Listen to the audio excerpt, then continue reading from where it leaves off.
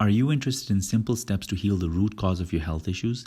Whether it's anxiety, depression, insomnia, weight gain, hormonal issues, digestive issues, or any difficult to treat condition? Welcome to Heal Your Body, Cure Your Mind, where you'll get most of the answers for your health concerns and benefit from the latest techniques in naturopathic medicine, functional medicine, and psychotherapy to heal your mind and body together. As a naturopathic doctor, psychotherapist, and best-selling author, I've also created a free ebook and online course for you at drameet.com. That's drameet.com, where you'll get tons of tips to heal your mind, your body, your emotions, your gut, your liver, inflammation, and other things that go wrong in your body. Without further ado, with lots of love to your beautiful heart, here's your podcast for this week. Hello, everyone. A very good morning to all of you here in the US, and a very good evening to everyone in Kenya. I hope you are doing well and have your cup of tea or coffee ready to listen to this wonderful conversation. I am your host, Dr. Meghna Thakur, a naturopathic physician and author of 7 Steps to Heal Your Thyroid.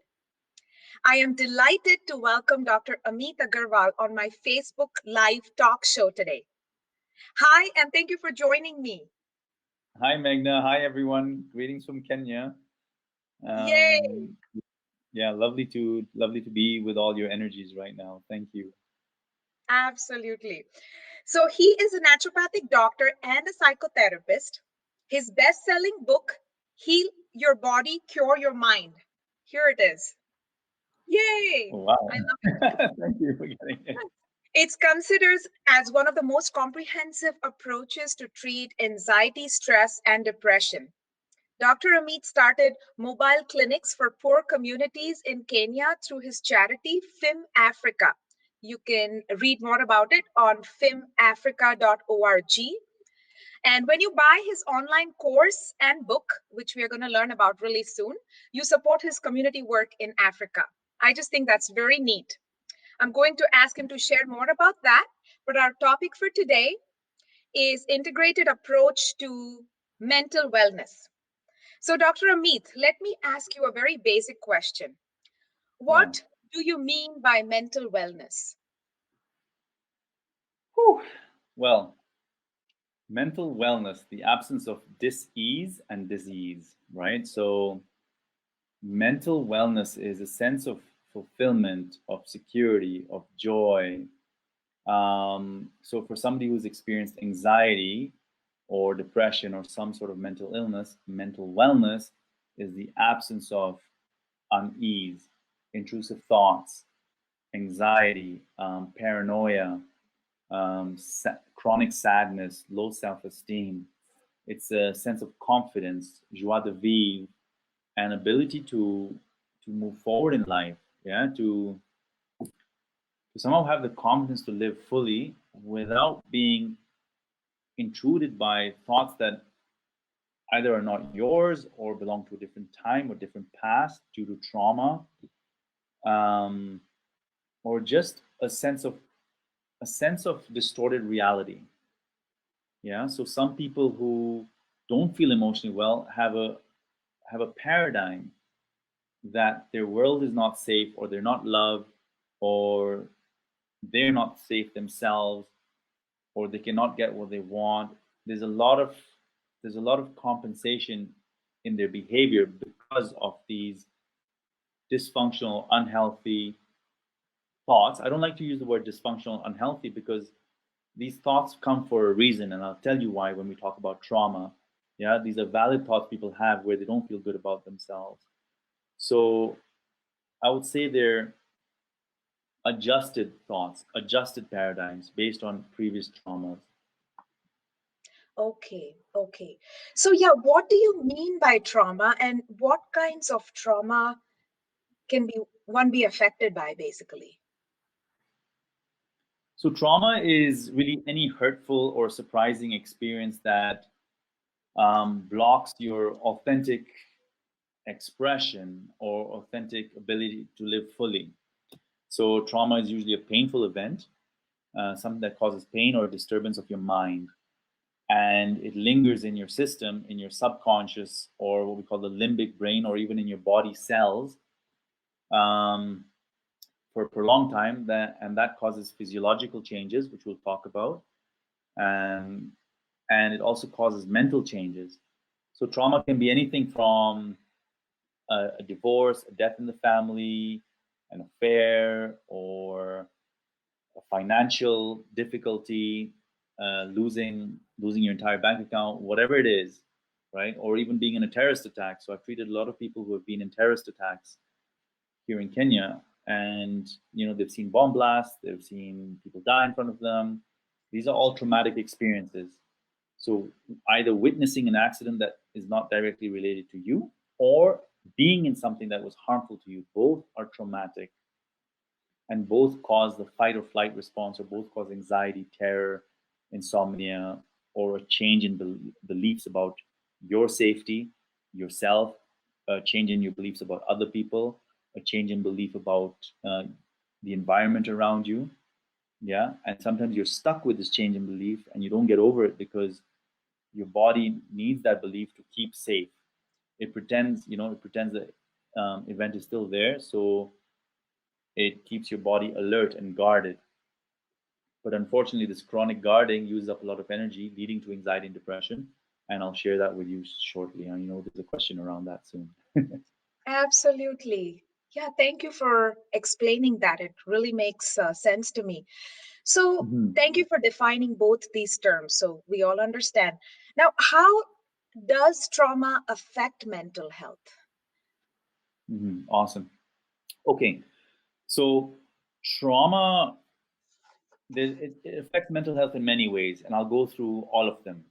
Yeah, well, as many as I can cover. Yes. So one is trauma creates what we call the fight or flight response. Okay, so your body has to make adrenaline, and adrenaline helps you either run away from a tiger or from a threat, or it causes you to freeze or to fight back. And so the fight or flight response, it's basically the trauma that stimulates your adrenal glands to make adrenaline to fight or flee.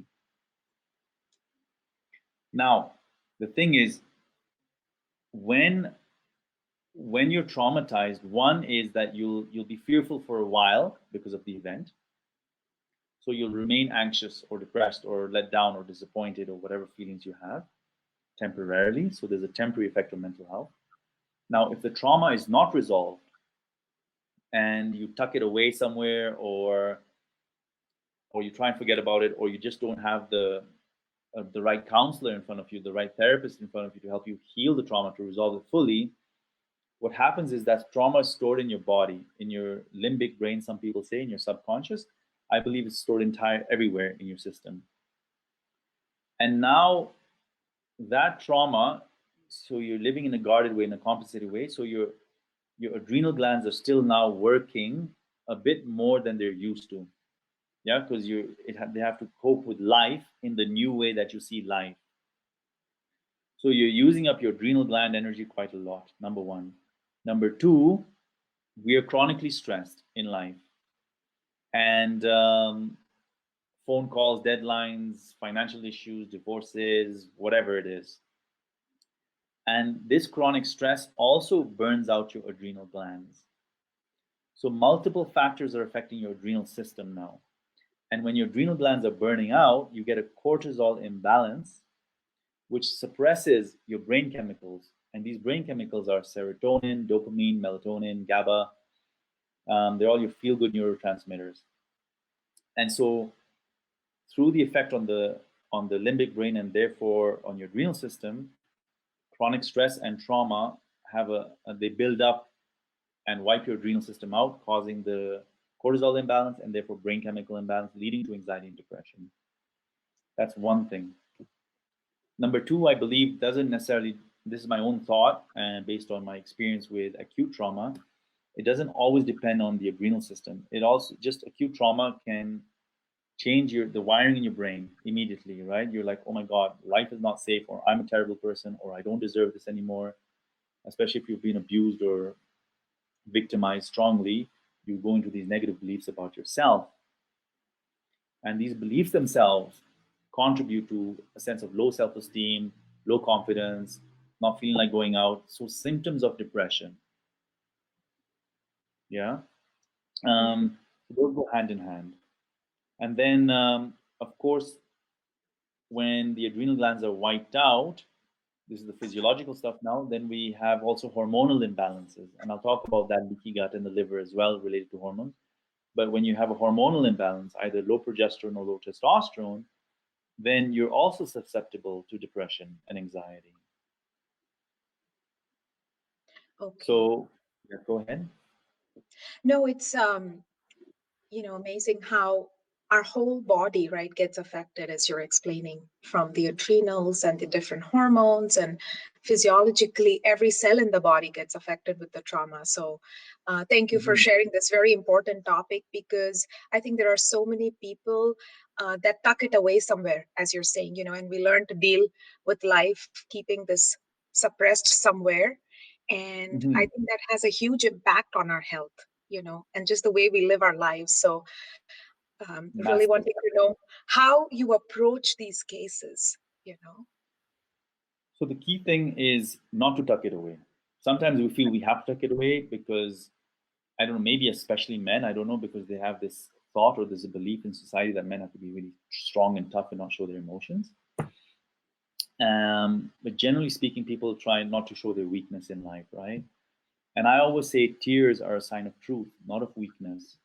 Yeah. So if you can express yourself truthfully, and there's techniques like, so I coach people how to be vulnerable and safe at the same time. So how to express themselves in vulnerability, because that's your place of power, right? If you can cry and say, hey, that doesn't feel right to me, and I'm really deeply hurt, without losing control of your stance, then you can express yourself authentically and really cry it out or express your anger or really show your real emotions and survive, then you communicate more effectively to the person in front of you. And if you can support yourself emotionally in communication from a vulnerable place, you are likely to, overcome trauma through expressing, one. Number two, write about your feelings. And I share these techniques in my book and my online course, is how to write about your feelings in the right way. Thank you. Of course. It's a very resourceful tool. Yeah, there's a lot of details in there actually. So writing about your feelings and identifying your feelings. So some people say they think they just hurt, but when they come closer to the feeling, it's actually they're either surprised or disappointed or angry, or they weren't expecting something. So if you can get down to that detail, like I didn't expect that, then you honor the true experience in the body. See? So I teach you how to write these things in either coaching programs or in the book or whatever. But what I want to remind people is, don't rely on cliche interpretations of your experience. So, like some people will use the cliche word betrayed, for example, or hurt. Yes, that comes close to the truth. But if you can say, I was let down, I was disappointed, that was unexpected for me, then you gain back your power. Then you gain back your power in the experience, so that you're less of a victim of your interpretation of the event. Yeah. So rather than saying, oh, he abandoned me, just say, I didn't expect that person to abandon me. It was unexpected. By changing your language also, you regain power and lessen the trauma. The brain processes the trauma. I also do a lot of EMDR therapy with people, where I'll use eye movements, or if it's online sessions, then we'll use tapping to help the person process the feelings in the memory of the trauma. And when you process consciously these deep, deep feelings and the thoughts and beliefs you have around the trauma, then you come out of the trauma state, out of the victimized state, out of the helpless, collapsed state much faster. So then you're triggered less. You have less intrusive thoughts. You are reminded less about the events, because the emotional charge changes after these processing techniques. You see, one is the memory doesn't have to go away necessarily, but the emotional charge can lessen. And that's good processing. Yeah. That would be so important to go through with a therapist like you, right? Because yes, you say that, we have to express ourselves either by journaling or, whoever has affected the person, whoever has caused the trauma to the person. Is it, Mhm. um, is it like good to go through that by yourself? Like, go, So like, yeah. yeah, okay. So in my online course, I teach you how to do that on your own. And I Okay. also advise that if it's a very traumatic experience, it's good to share these exercises with your counselor, with a therapist, so they can walk you through them. Yeah, because they're quite complete exercises. So um, what to do is not to be afraid of the feelings that come up. So I encourage people to look at the scene, the memory, Mm-hmm. then notice what feelings are coming up. Is it anger, sadness, shame, all those things? Then the interpretation they have about themselves, like I'm not safe, I'm going to die, I'm not good enough, whatever these interpretations come at that event. Then the physical sensation as well. It could be a taste, it could be a sensation in the body, it could be a smell, whatever comes up. And in that, then I teach you how to process that memory as you're connected to all the sensations, the memory, the physical feeling, the emotional feeling, and what else did I say? The interpretation. Yeah, the interpretation about yourself during the trauma. So, yes, for a lot of traumas, I believe that people can do it themselves, and there's techniques out there, emotional freedom technique, EMDR, etc. However, there are some cases where, especially if you feel you're losing control or you don't feel safe doing it, then definitely seek help with a therapist. Because what can happen is a lot of hidden memories or deep trauma can resurface, and you might not have the grounding to deal with them when they come up. Right. And also, when you deal with trauma, remember that because you've come to terms or you're bringing up strong emotions, you can feel depressed for a while after processing trauma because your body just collapses. Yeah, and that's normal. So always do trauma therapy in conjunction, I think, with a therapist. But use the techniques in the online course; they'll help you, and you can always take these techniques to your therapist as well. Great. Yes. That's excellent. And I encourage everyone to look at Dr. Ameet's online program. I did share the information on the link, and I will do that again. So, don't suffer there by yourself. There is help out there, and you can reach out. So, with that said, I do want to say thank you to all the viewers that have joined our Facebook Live. Okay. If you have any questions, comments, you can, type them and we will address them for you. If you like something, you can give us a thumbs up. If you really love something, you can give us a heart. So, I love hard. yes. Okay. So, Dr. Ameet, I know a huge part of your practice is emotional well being, emotional health. And a very common thing that people present with is anxiety and depression. I want to know, Mhm. how do you approach that in your practice and how do you treat it? I know you may be doing a lot of things, but I want to hear it from you. Okay. So just to remind people, I'm a naturopathic doctor and a psychotherapist and a family constellations therapist, which we'll talk about. So first, when somebody comes in, I do a timeline. I do a timeline journal with them. Okay, when did this anxiety and depression start? Have there been traumatic events that have contributed to this emotional state? Yeah, number one. And it doesn't even have to be trauma. It could be a belief system. It could be, you're hanging on to a tradition, a family tradition that is so dysfunctional to your life right now, because maybe you're brought up thinking you have to hang on to an abusive marriage, even if it's abusive, and you remain depressed. Yeah. So looking at belief systems as well, and peeling away those belief systems so that you are in connection with your soul, with your authenticity, with your power, with your spiritual strength. Yeah, rather than inundated with information that's dysfunctional to you.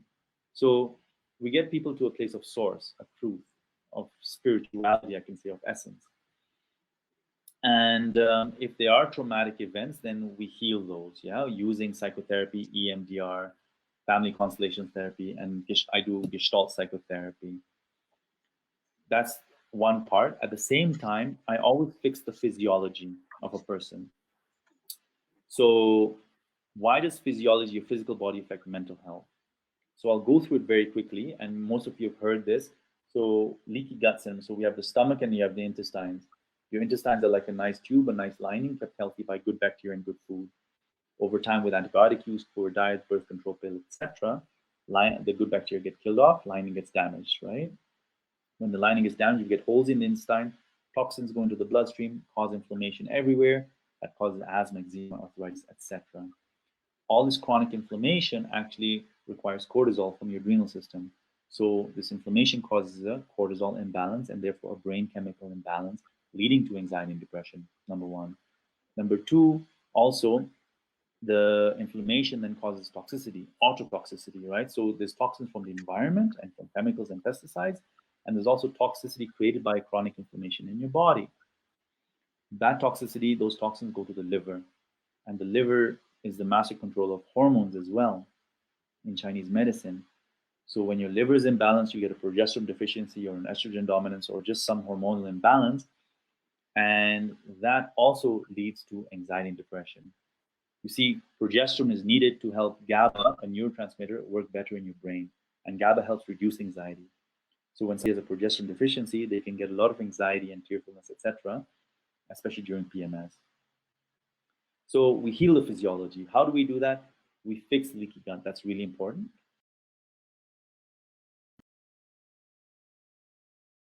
That's using the probiotics, certain foods, changing the diet.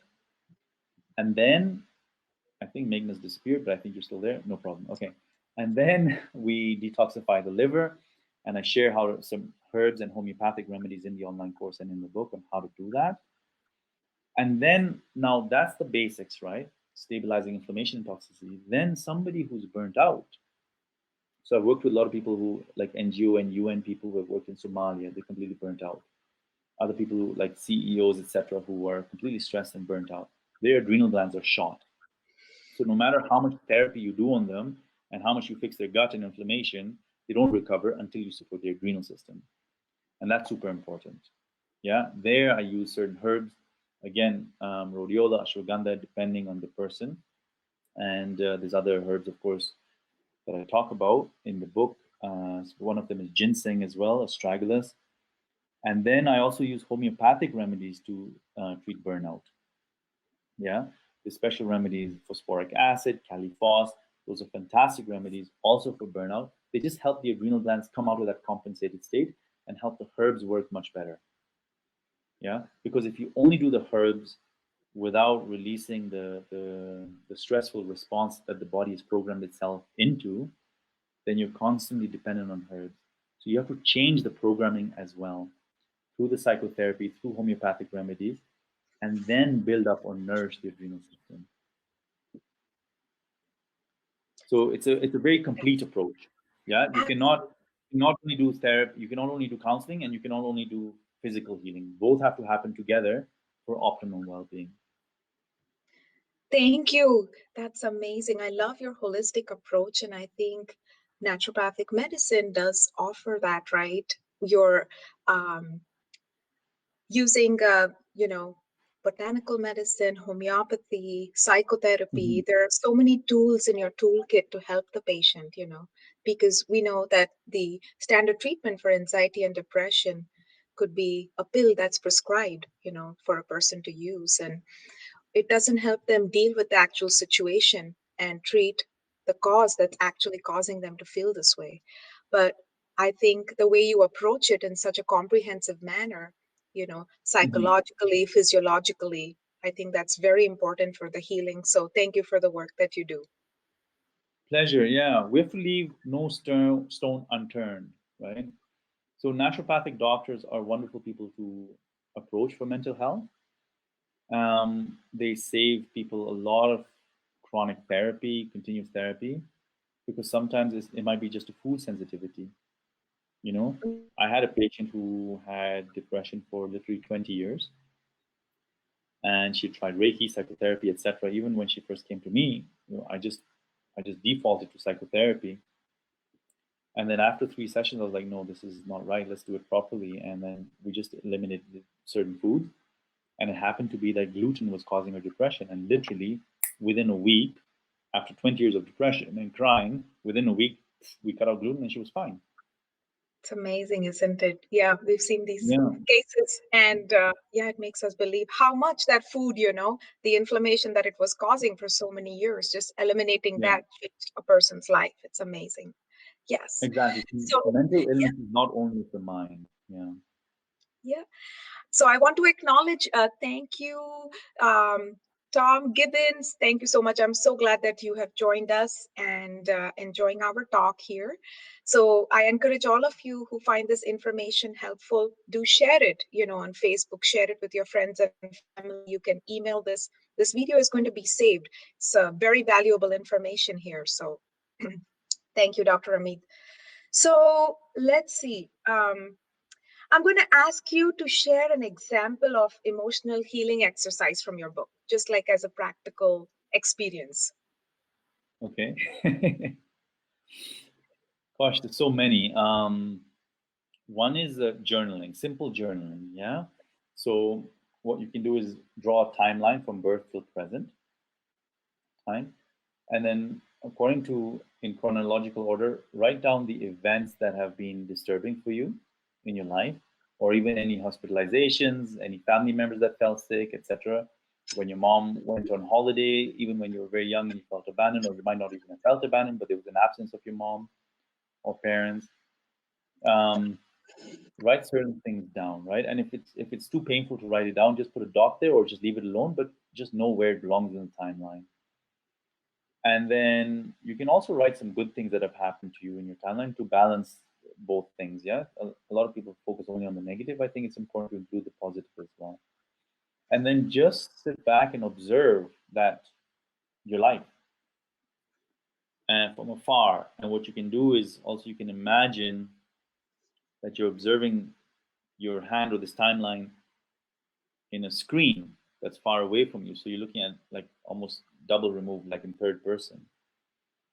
That can give a lot of people a sense of control back in their lives, or they get a paradigm shift, a perspective shift about what they've been, how they've been preoccupied with certain events in their life. Then what I ask people to do is write continuously. Pick one event, maybe the most present one or the safest one you feel dealing with, and write continuously for 5 minutes straight, or even 20 minutes if you have the time, continuously without taking your pen off the paper, with the intention of healing and self forgiveness and expressing anger, whatever comes to mind, with the intention of, so it's good to have intention sometimes. So I intend to feel better again after this. I intend to release some anger. I intend to express myself. I intend to connect with this deep pain so that I can release any sorrow and helplessness and regain my power. Yeah, so creating an intention is super important in life, in healing. And continue writing with this intention.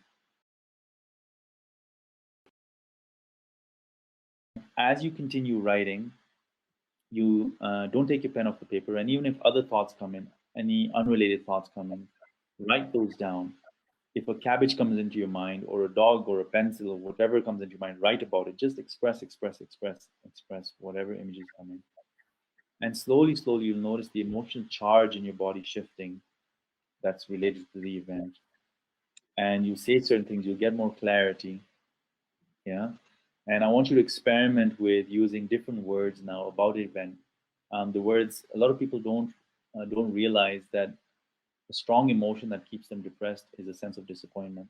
So I felt very disappointed when you did this, and expressing the disappointment. So they get in touch with a deeper feeling rather than hurt. When you say I felt hurt, I felt hurt, some people get stuck in that hurt sentence. Yeah. When you go deeper and say I felt disappointed or betrayed or I didn't expect it, then you can breathe, and they can breathe and say, oh wow, that feels more clear. Yeah. So continue writing that, and then put that aside for the day. And after you're looking at it, you can also tap left and right on your collarbones. That will also help process the trauma. Then put that aside. Then the next day you can pick a new event. Yeah. Try not to do more than 2 events in a day, actually, or even one event if it's a very strong event, because your body and your brain need time to adjust and process a lot of emotions. Because if you go on to the next deep pain, I believe then your body puts processing of what you're dealing with on the side and gives priority to now what you're focusing on. And then now we have an unfinished therapy going on that you might forget to deal with later on. So I like to do one at a time. And yeah, and also write about what you believe, what you began to believe in when that trauma happened. You know, I believed I was not worth it. I believed I was not loved. I believed I was not safe anymore, or anyone could take advantage of me. These are the beliefs that I started to live with. And I got these beliefs from the event, or maybe from my parents, because my mom didn't intervene fast enough, or my mom went through the same thing and I thought this was normal. And so you develop self-awareness. You realize, gosh, these beliefs I've been having, I thought was normal behavior, are actually swallowed beliefs. They're not necessarily helping me live a full, happy, expressive life. Yeah. Okay. So you're releasing emotions and looking at beliefs, becoming aware of beliefs. And that's where a therapist really helps. Doing this with a therapist really helps, because therapists are trained, especially Gestalt therapists, and well, there's so many other therapies out there, but they're trained to help you look at what beliefs you're operating with. Okay. Yeah, thank you. I want to thank Kaushal as well. Thank you. Thank you so much. I think this is such important information. And Dr. Ameet, I really like how, in a structured way, you are sharing this, and how to deal with this, how to journal, how to write, rather than randomly write things, right? But I do see the power of it. Like personally, I have had a diary for years, and like writing has been very therapeutic for me personally. And actually, when the times that were challenging for me, or the events that I went through in my life that were very challenging, and I know at those times I even wrote more.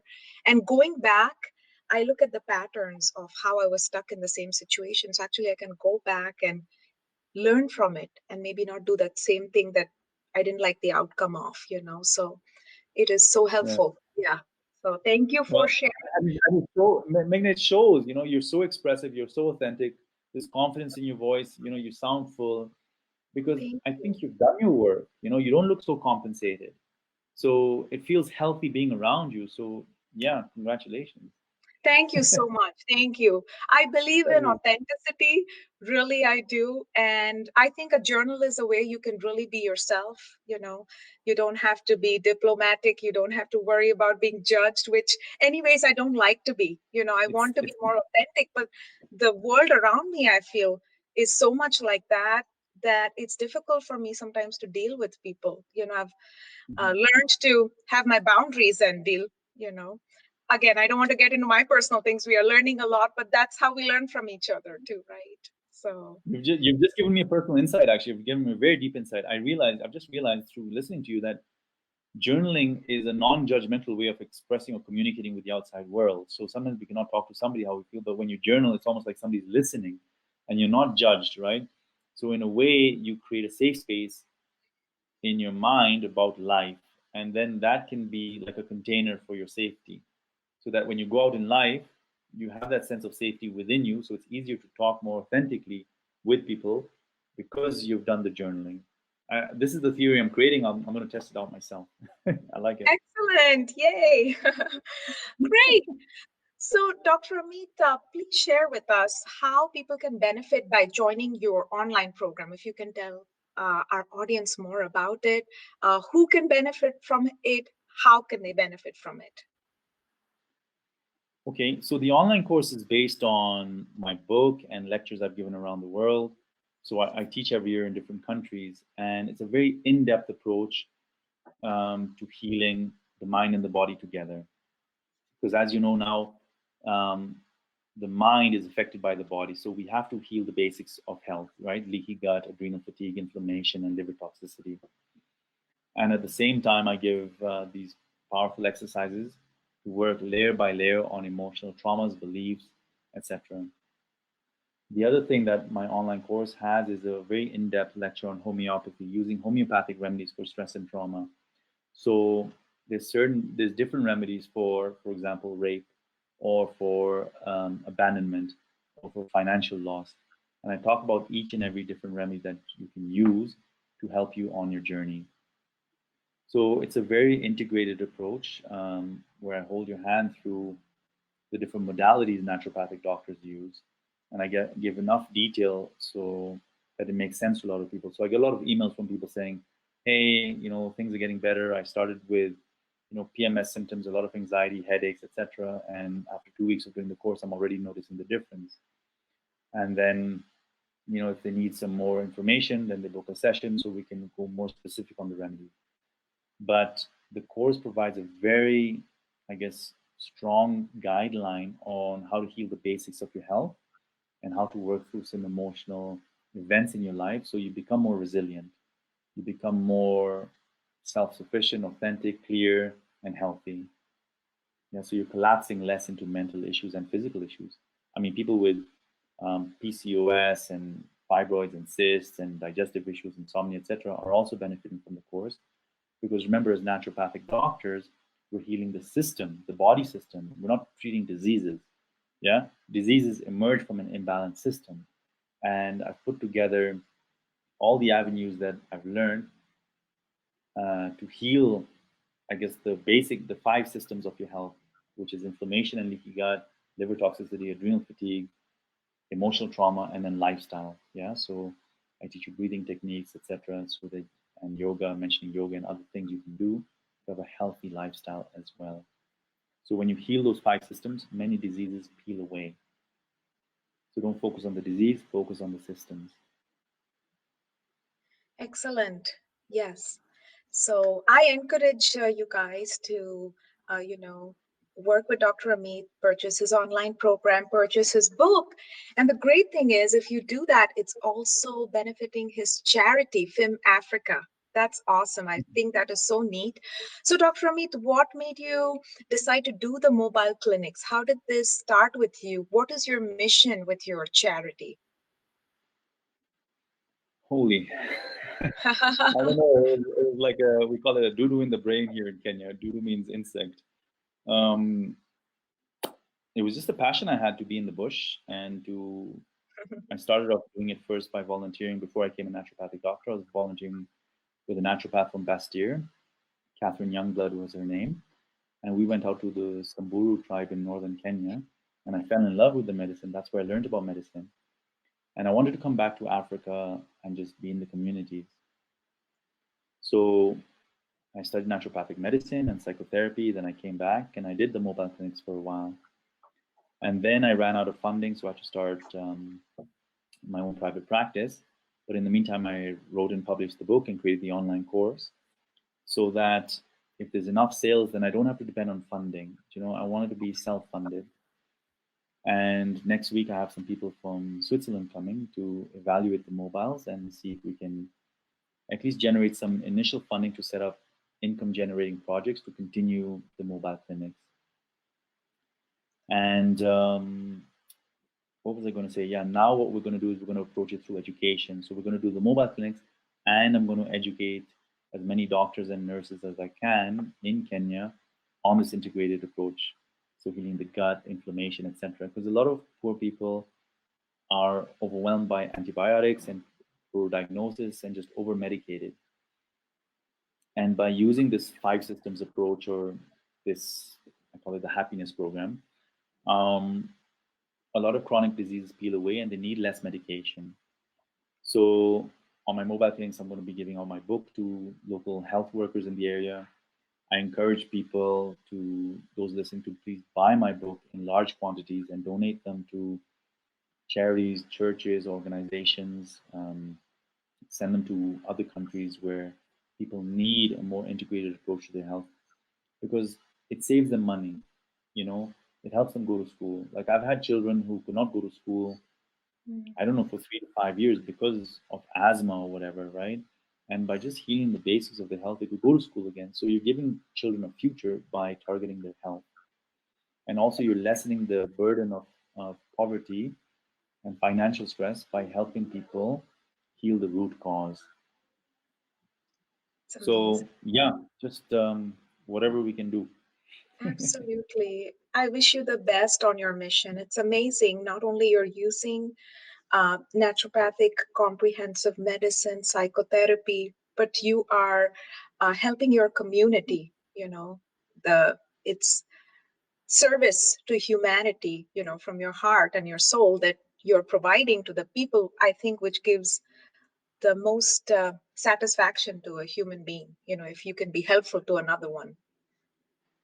I'm trying to, Meghna. I'm trying to. It's hard because I you know, know, like, but it's amazing yeah, that with you've gone yeah, back with to funding it's Kenya. easy. With funding it's easier. Without funding, then I have to put a hold on it and work in private practice, and then yeah, we start again. So it's a cycle. It's up and down. It's up and down. But it's going to But take off the really, fact really that big. you have done this and you keep going, that just makes you Yeah, amazing. I So, love doing it. It's I love doing it, and it's so good to see these people in remote communities change their lives. You know, of course. they don't know the difference. Like when I treat with homeopathy, they don't know that it's natural medicine. They just because they see pills from other places as well, but they're Right. like, Doctor Mead, there's something different about your medicine. A lot of difficult diseases or chronic diseases are going away. Why is yours different, right? And so it's nice to hear that. And it's hard to explain to them what homeopathy is, of course, but they're noticing the difference between holistic medicine and conventional medicine. So it's nice. Yeah. And that's great. I Yeah. think you are there with your loving heart to help them, and they are open to accepting it and seeing the difference, right? Sometimes I think the challenge with homeopathy here in the US, just sharing, is like, you get so much into the detail about what is the name of the medicine, researching that, it's very difficult to explain it as well, because it works at an energetic level, you know. Yeah. So yeah, so I like how people respond to you and respond to the treatment. That's great. So Yeah. Homeopathy is one of the best naturopathic modalities out there. Like, I don't think I could practice naturopathic medicine without doing homeopathy. yes, fantastic. And you have pharmacies in Kenya that make the homeopathic. Is it manufactured there? Sorry, the line is breaking in and out. Okay, So we do get our medicines from different sources, and then okay, when volunteers come, they also bring some from overseas. okay. And if I'm traveling, I'll get some as well. And then I have different friends who have them as well. So it's it's available. It's available. Wonderful. And I am hopeful that I can bring some homeopathy and come and work at your mobile clinic one day in Kenya. Awesome, awesome, awesome. Yes, I'd love to come. So This is good. that's great. So we've had a wonderful discussion so far. I know we have to Yeah, watch the time as well, but I yeah. really thank you for your time and all your knowledge today. Before we end, I want you to share one practical thing that a person who feels depressed or low or just not like themselves, what can they do today to improve that? Wow. First of all, forgiving themselves for feeling low. Don't be hard on yourself. And then use pain, use anxiety, use depression as a pathway to find out the root cause. Yeah, love your symptoms, love your body. So say, okay, I'm upset. Why am I upset? Is it because my mom abandoned me? She didn't listen to me? Or is it because I have a gluten sensitivity? Use your symptoms as a gift. They're not your enemy. Yeah. And then take the online course, read the book, whatever, to treat the foundations of health, the gut, the liver, the adrenal system, and then do the exercises. Yeah, the tapping, the journaling. There's a permission to heal exercise and a forgiveness exercise that is very powerful for a lot of people, and it brings a lot of changes because it helps resolve certain blocks we have to our own healing. And then also, we didn't talk about this yet, but I don't know if we have time to talk about family constellations therapy. Yes, yes, Very, please tell me very, more about it. Mhm. very, very important therapy, because now this is beyond psychotherapy. This is a very powerful technique that I use so much in my practice now, where we look at the imbalance in your family system. We also look at traumas that have happened to your parents, to your grandparents, that you as a child are carrying unconsciously for the parent. For example, I've had a patient who was getting into abusive relationships with alcoholic partners. And when we investigated, it was like her mom had also done that, right? And so that was her comfort level. That was where she was comfortable being at, strangely. And then when we looked at it further, it was almost like if she was happier than her mom in a relationship, she would feel guilty. There was a strange sense of loyalty to her mother's misery. And so I encourage people to look at these loyalties, yeah, and address the guilt of being happier than a parent.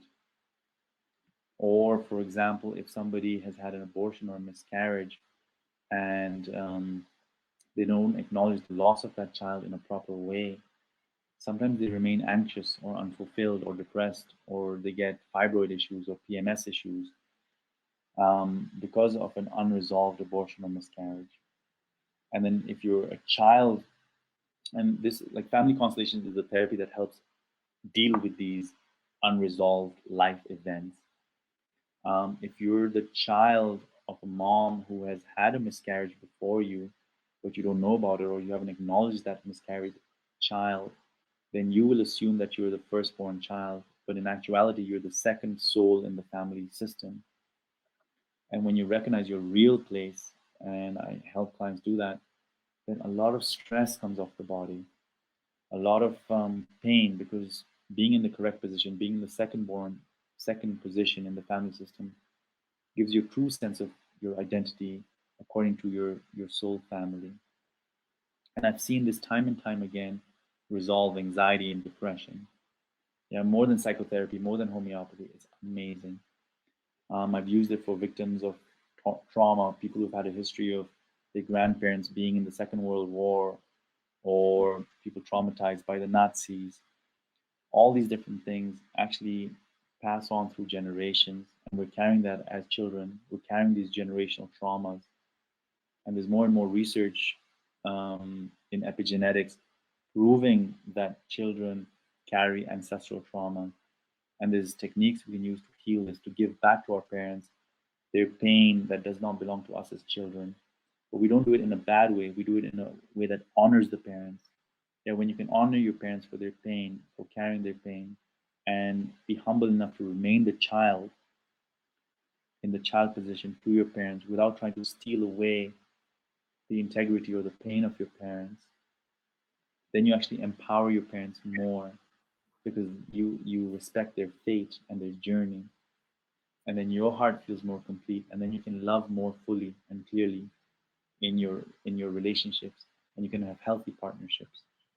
So some people who carry the pain or trauma or responsibility that belong to their parents, they cannot love fully, they cannot love their partners fully, and so they go into betrayals or dysfunctional relationships or the blame game.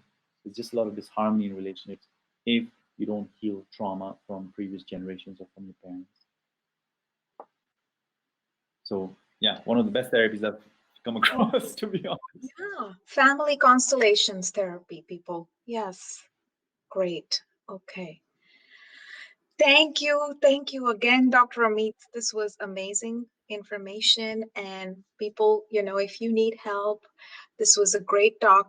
Do reach out to Dr. Ameet. He is amazing, knowledgeable, caring physician that I know. So Thank you, Meghna. Thanks for this opportunity, and thanks everyone for listening. And hopefully you'll get something out of it. Do the steps, get yourself back on your life path.